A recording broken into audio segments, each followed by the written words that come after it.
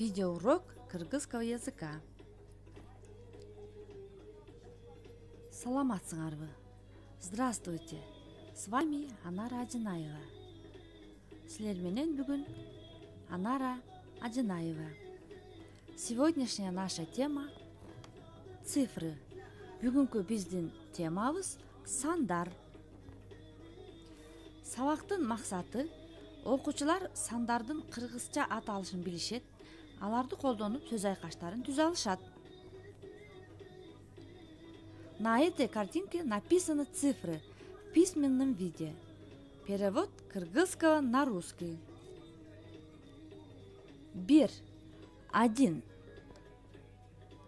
2, 2, 3, 3, 4, 4, 5, 5, 6, 6, 7, 7, 8, 8, 9, 9, 10, 10.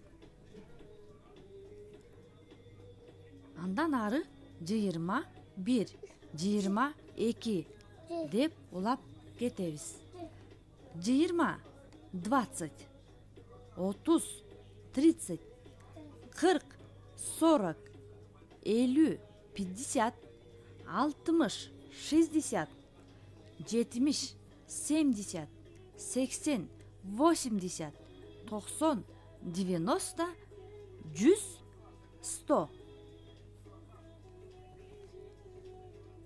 Давайте запомним эти новые слова. Жаңы сөздөрдү эсибизге сактайбыз.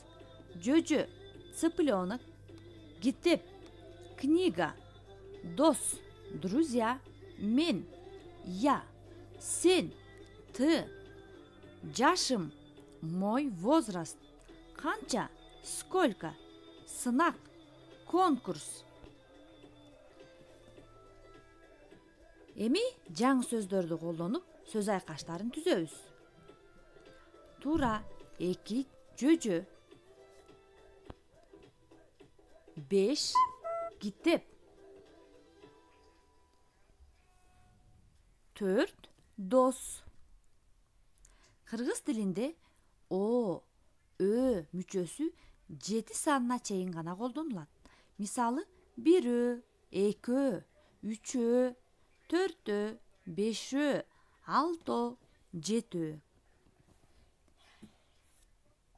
Это на русском собирательные цифры. Мисалы 2, дос. Иретин катарын билдирсе, ынчы мүчөсүн кошуп айтабыз. Биринчи катарда отурат. Мисалы 1 орун, 2 орун. Эгерде сан менен жазсак, ортосуна дефис коюлуп жазылат. 3 орун. Такие цифры называются порядковыми. Эми сабагыбызды бышыктоо.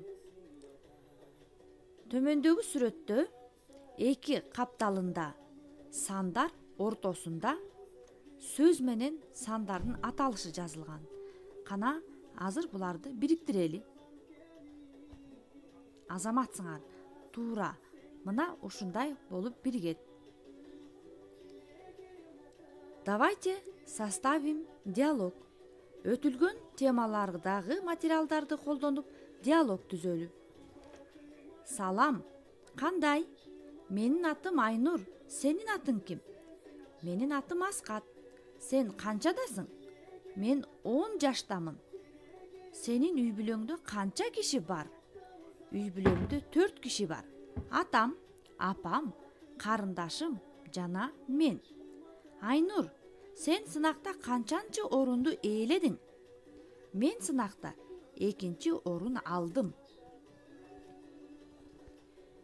Демек, биз силер менен бүгүнкү сабакта сандар жана алардын аталышы жөнүндө маалымат алдык. Кийинки жолугушууга чейин саламатта болуңуздар.